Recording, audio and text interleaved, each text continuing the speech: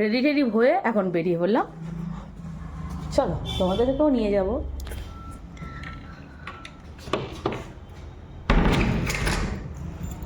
আমরা পুরো রেডি হয়ে বেরিয়ে পড়লাম ঘুরতে যাওয়ার উদ্দেশ্যে।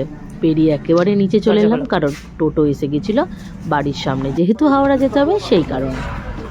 আর তখন বেজে গেছিলো প্রায় 7:30 থেকে 8টা। তাই তাড়াহুড়োর মধ্যেই এবার বেরোনো স্টার্ট করেছি। আর আমাদের সঙ্গে যারা যাবে তারা কিছুক্ষণ পরেই আমাদের সাথে জয়েন হয়ে যাবে।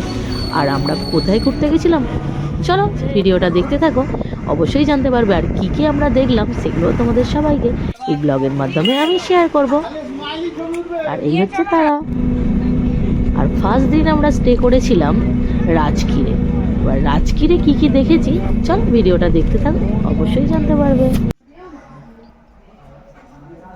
এটা রামকুণ্ড, এটা সূর্যকুণ্ড বলে। এটা সূর্যকুণ্ড আর এটা সীতাকুণ্ড।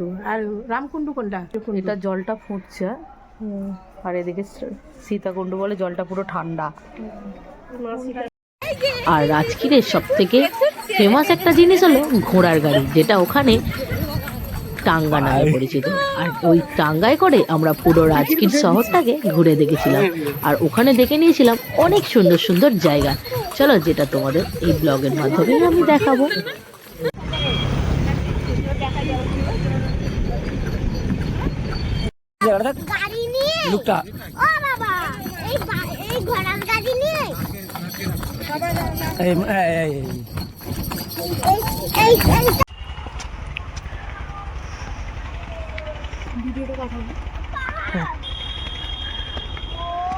রাজা বিম্বিসারকে যেখানে জেলখানায় বন্দি করে রেখেছিল এই সেই জায়গা, যেহেতু বহু যুগ আগেকার ঘটনা।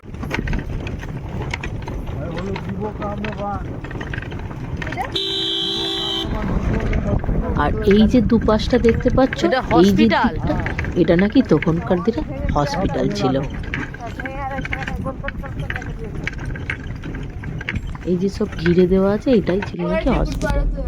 আর তারপরে আমরা সোজা উঠেছিলাম রোপওয়ে করে পাহাড়ের উপরে উঠবো বলে। আর সেখানে ছিল একটা সুন্দর বুদ্ধ মন্দির। পাহাড়ের উপর বুদ্ধ মন্দির, জায়গাটা শুধু দেখো।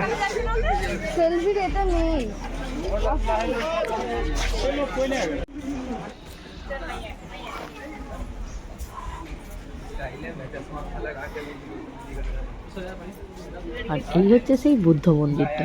এখানে একটা জায়গা ছিল, সেটা নাকি টাকা আটকে মনস্কামনা পূর্ণ করতে পারা যায় এমন একটা জায়গা। যাক, আমার ছেলে আটকানোর চেষ্টা করেছিল, বাবুর টাকাটা ওখানে আর আটকায়নি। যাকে ওটা না করে আমরা সোজা ঢুকে গেছিলাম বুদ্ধ মন্দিরের ভিতরে।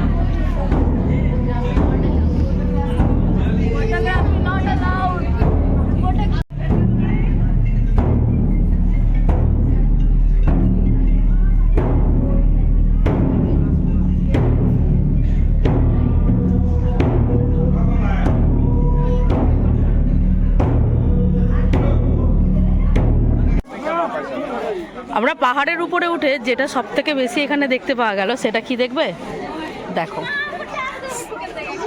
ভর্তি চারিদিকে বসে আছে। আমরা এখন দাঁড়িয়ে আছি রোপওয়ে চাপবো বলে। চলো তোরা আগে। হাই, এখন আমরা নিচে নামছি পাহাড় থেকে। দেখে না ফুল গাছগুলো কি সুন্দর দেখেছিস? পাহাড়ি ফুলগুলো দেখেছিস? বাবা দেখ পাহাড়ি ফুলগুলো। বাবা এইদিকে হাই করে দাও।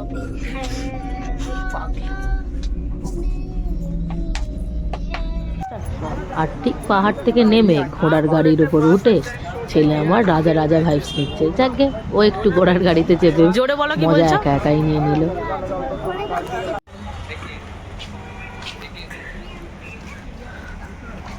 চলো এখন আমরা যাচ্ছি মিউজিয়াম। দেখা যাক কি কি আমরা দেখতে পাই, সেটা তোমাদের সাথে অবশ্যই শেয়ার করব।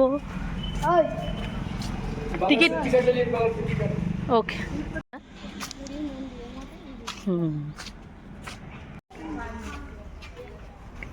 আমরা এখন মিউজিয়ামে ঢুকবো বলে মিউজিয়ামের সামনে এসে গেছি। চলো তোমাদের চলো দেখো বন্ধুরা, আমরা এখন মিউজিয়ামের ভিতরে ঢুকে গেছি। মিউজিয়ামটার ভিতরটা জাস্ট দেখো, চলে যাও। আর এখানটা তো কোনো কিছু কথা বলা যাবে না,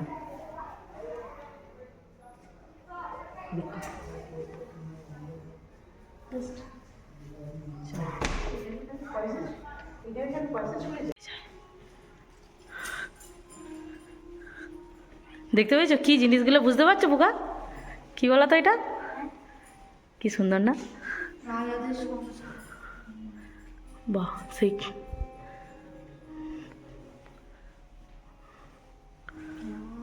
হাত দেবে না, হাত দেবে না শুধু, হ্যাঁ দেখো।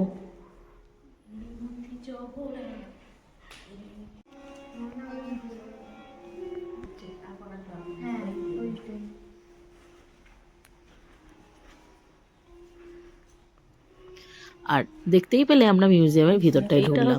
আর মিউজিয়ামের ভিতরে ঢুকে আমাদের কি আর আমার বলার, আমার তো কোনো ভাষা নেই, আমি কি বলবো। এত সুন্দর সুন্দর নিখুঁত কাজ করা ছিল। আর তারপর আমরা এখন সোজা ওখান থেকে চলে গেছিলাম নালন্দা বিশ্ববিদ্যালয়।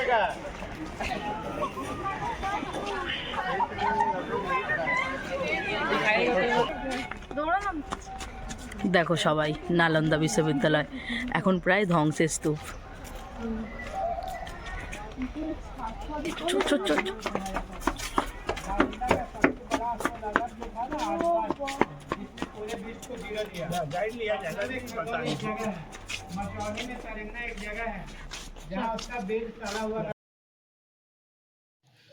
নালন্দা বিশ্ববিদ্যালয়টা দিয়েই আজকে আমাদের রাজগীরের সমস্ত সফরটা আমরা শেষ করলাম। আর কেমন লাগলো অবশ্যই তোমরা কমেন্ট করে জানিও।